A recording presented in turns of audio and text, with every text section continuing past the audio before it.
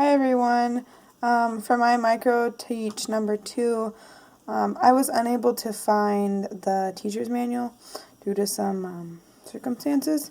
So I am going to talk about a lesson that I would try in my classroom, and that's basically where I would start talking to my students about the purpose of repeating reading. I would start by brainstorming different ideas with my students and maybe asking them questions like, hey class, what are some things that we've learned already that we could use some practice on? And see what kind of ideas they come up with. And like I've always been taught in my life that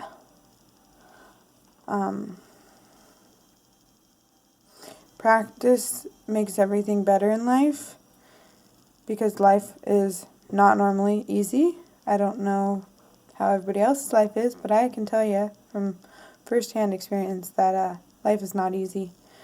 But for my activity, I would get a book that I really enjoyed reading to my class and start to read it over and over to my students. And I would make sure that my class is listening as best as they can, because personally I want to teach special education, and those students don't always and aren't always able to comprehend and understand completely. They might look at you like you're like they're paying attention, but from my experience, sometimes the light bulb isn't connecting when you are teaching them about whatever topic. Like mainly when I've noticed that this is happening more and more in like home ec classes for the special ed. And so I've always learned that it's best to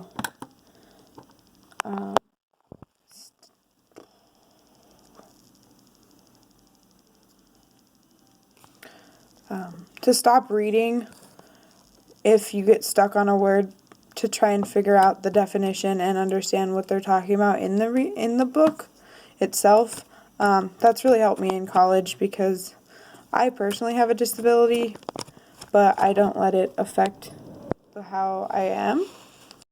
But after struggling through high school and middle school and basically feeling like a nobody, I've kind of developed my own strategies, and one of those would be to basically stop on the tough parts and talk about them to help increase the fluency and reduce the errors of mistake, because I struggle to talk out loud, as people can know and will notice through the videos.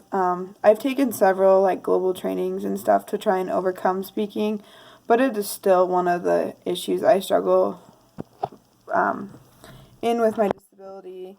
And so these micro teaches are definitely testing my limits, but they're part of my class and I'm going to do it. So yeah.